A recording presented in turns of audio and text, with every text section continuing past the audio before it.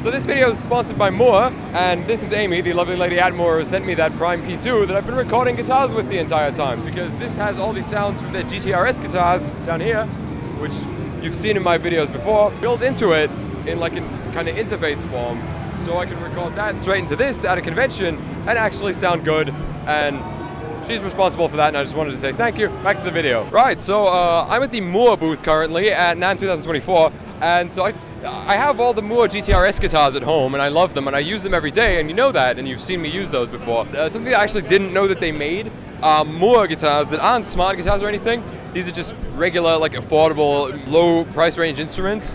And so I just played this thing for like 30 seconds. It reminds me, build-wise, of the, I think it's the M800, the white one that I have at home, except I don't think I like this one quite as much, but also they told me it's going to be like a price range of $300 to $400 US, which I think the M800 starts at like $7. So it makes sense for this one to be not quite as good, but I'm just gonna shut up and I'm gonna put this over here. No, I'm actually not gonna put this over here. I'm gonna use the Moore Prime P2 that they've been kind enough to supply to me for these videos, and I'm gonna demo it for you. Hey, hi, yo, I'm editing this video right now, and it is sponsored by Moore, and so I want to make something very clear. They sent me the Prime P2, this thing that has all the tones from the GTRS guitars in it, and Zoom sent me this H5 recorder, which I recorded the P2 into. And my good friend and fellow YouTuber KDH had an identical setup for NAMM, and his results sounded fantastic. So there must have been some sort of user error on my side. I must have done something wrong. Maybe the fact that I didn't use a stereo cable to record it into the H5, because I know that the P2 output is stereo, but I just didn't have a stereo jack cable and I didn't have time to get one. That might be the issue, I don't know, but there is a horrible, annoying hiss in the background of all of these recordings, and that makes me advertising the product really not very cool, but I assure you that that is completely user error. Watch KDH's videos, it sounds amazing. So my apologies to you, I won't be using all of the tracks, I'll just be showing some of them, and in order to apologize to Moore properly, here is a track recorded with the P2 properly, the way it's supposed to be heard.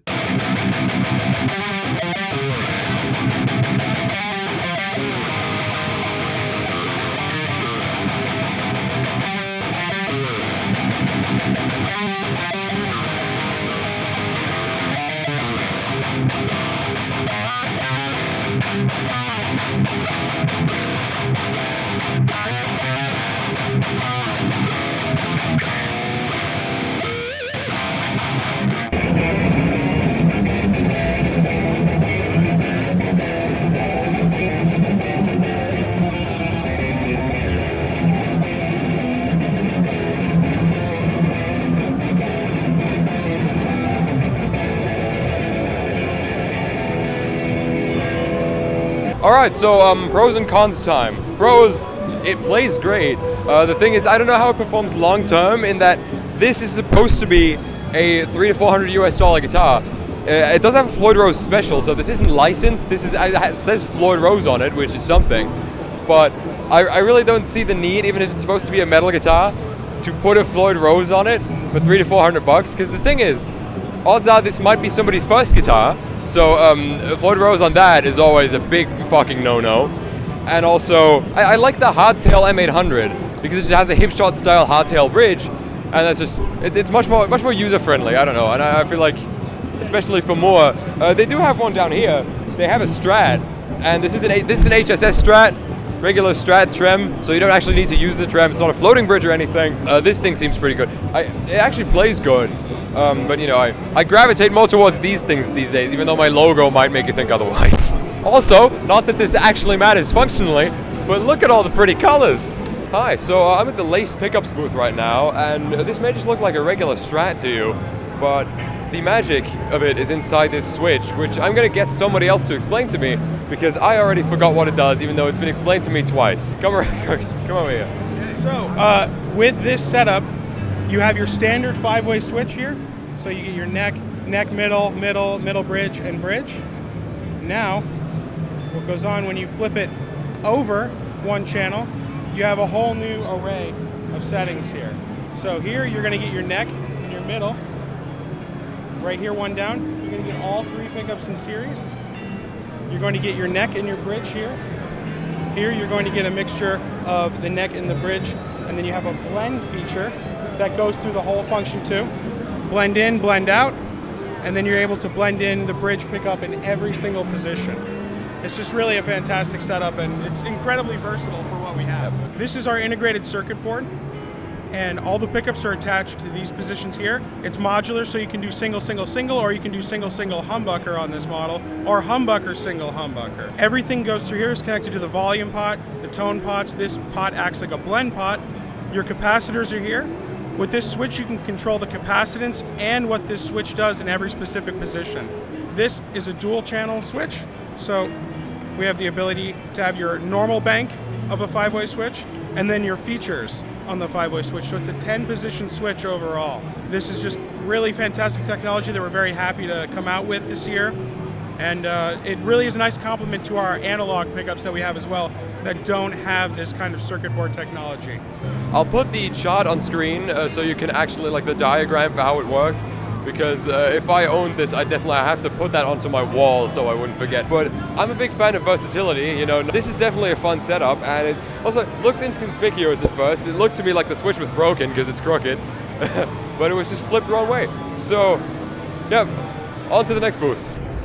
Look, I found it. I found the Ernie Ball vending machine. I'm not gonna buy strings here, this is stupid, but I found it.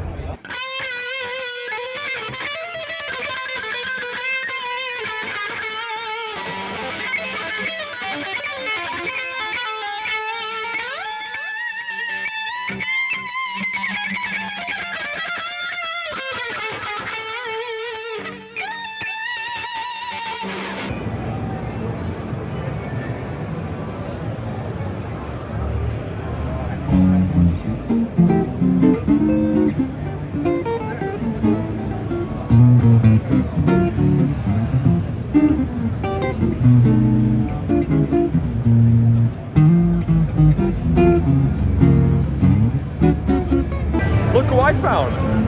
I'm tired. Ginger Irishman, and I'm not ginger, you little. You are ginger. You are Leave in the comments right now. And there's Tales of a Kiski. Oh my gosh, is that you, Tails?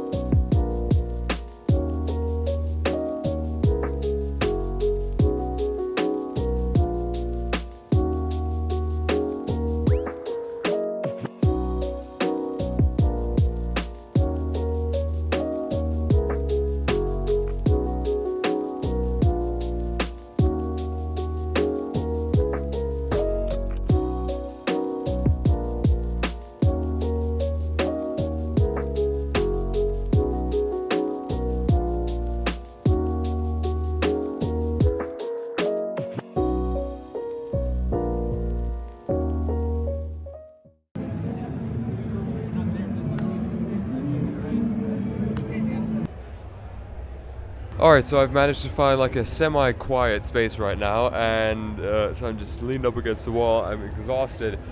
Yeah, it's like midday 3 right now. It's like, I don't know, 1:30 p.m. and this is longer than I wanted to stay today because today, this is gonna sound like snobby. It's not supposed to. Day 3 is when they let the general public in, as in if you bought a badge, you get it. If you're not a creator, you're not an artist, you're not media, you're not a buyer, you're not an exhibitor, you get in 3rd and 4th day. So it winds down towards the 4th day, and that's like usually the quietest of the entire event. But the 3rd day, the general public is allowed to get in day, is usually very, very chaotic, and today is no exception. So I'm pissing off. May this video continue tomorrow. I am absolutely checking out for the day. Hi, so I'm finally here at the STS Guitars booth. Do you mind if we just spin around for a second so I can actually show what you make? There you go. There are the guitars. I'll put some B-rolls in. Jonas here is going to tell me just a little something about his guitars because I really wanted to have them in a video, and I've missed multiple opportunities to do that. So always the next opportunity. yeah, let's go for the 7-string because I really like the 7-string. Yes. 7-string model was actually also designed to not apparently look 7-string. That's why I always want balanced designs, may it be from looking at them or actually having them on a strap. Never be head heavy, though they have locking tuners and everything. What makes my guitar special is the mosaic guitar top, which is a traditional Japanese woodcraft that I transformed into a guitar top. This is a double cut 24 fret, and for everyone who knows what a millimeter is, this has a 650 millimeter scale length, which is almost Fender scale, but also not. But you will feel at home. There will also be multi-scale models coming up because my endorser is a fan of fan fret. How much does this thing cost? Because I think I know, and I think it's pretty. Well, the price in euro would be 4,950 euro, so I would say that would be 5,000 and a little dollar, because we are pretty close with dollar and euro currently. Ouch! But also, this thing is really nice. It is very, very. Look at the headstock real quick. I'll put some like better shots of the headstock in a second, but this is like it's like a Minecraft version of the Fender headstock. I do like it. It's nice and. It's a good description. Yeah, nice. Exactly. It's also nice and small, even though it is a 7-string. Like yeah. this is smaller than some 6-string headstocks I've seen. Very, very nice guitar. We'll move 2 models to the left because that one I haven't seen yet. There is also this thing, again, B-rolls, because this is not a good angle to film. My cameraman is missing. So what is this model called? Fuji, because it's the pinnacle that I can build. So it has to be the nicest mountain. You know? Right. And it's a carved top, so mountain association could be correct, I guess. And that's why I call it Fuji. All the names are Japanese-inspired names. Okay. So again, very like hexagonal aesthetic, you know, with the F-holes and everything. I do like that. That makes this very unique. You went for one pickup, yes, which I like, but you went for one pickup in the neck and not in the bridge. Because it's more tailored towards jazz or blues players or playing clean. So I watched a million videos online. They never switch from the neck pickup. Fair enough. Yeah, I do. I like the inlays too. Lovely inlays. They are hexagons all the time, actually, except that you want the hollow hexagons or something really special. And yeah, I had to choose a different headstock shape, actually, which makes me sad. But all the guys who are into hollow body guitars, it makes them happy. Yeah, of course. I'm not a big, besides like thin line Telecasters, I'm not that big on hollow bodies, but this thing is, I do have that PJD, that's lovely too. But yeah, this is very nice. Again, price? Let me hear it. $8,000. Because Andrew Boehner, I made the thumbnail for Andrew Boehner video, 8,000. But it wasn't that thing in the Andrew Boehner. No, he in the video, if you watch the video, it is the correct, but he just made it because it looks more flashy. $1,000. And because already the tuners, which are made of titanium and coated stainless steel, are the price of a mid-price guitar. You know what? Fair enough. Yeah, so component-wise, this is as high spec as it can get. This will outlast humanity. Right. But the wood not. Do you make your own pickups? No, it's Heusel from Germany. Oh, okay. You may know them. No one else does here. Fair enough, yeah. Yeah. So it is a thing that is more common, or a pickup brand that's more common in Europe, though many high-end builders use these pickups. All right. My arm is in a lot of pain right now, so STS Guitars, ladies and gentlemen.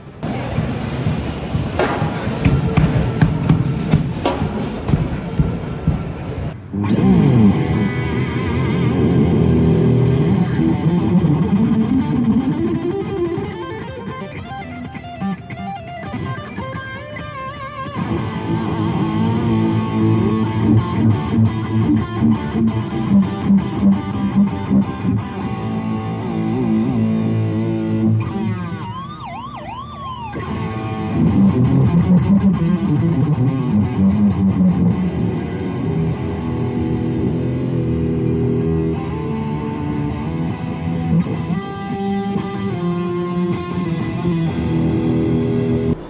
the deal with airplane food?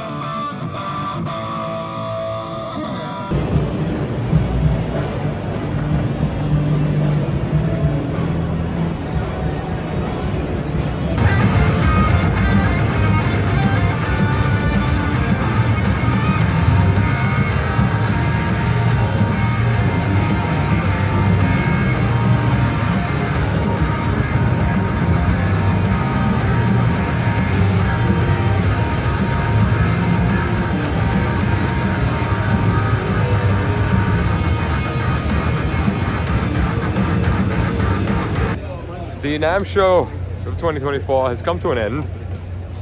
They just turned the lights off, kicked us out. It was lovely. It was great to meet everybody, and it was great to, you know, just network with companies. Got a lot of brand deals in the works now, just in the pipeline, thanks to this event. So, you know, it pays for itself if you do it right. So yeah, I mean, the company's paid for it anyway. But you know what I mean. Thanks Moa, thanks Ortega, thanks to all of them. Cool.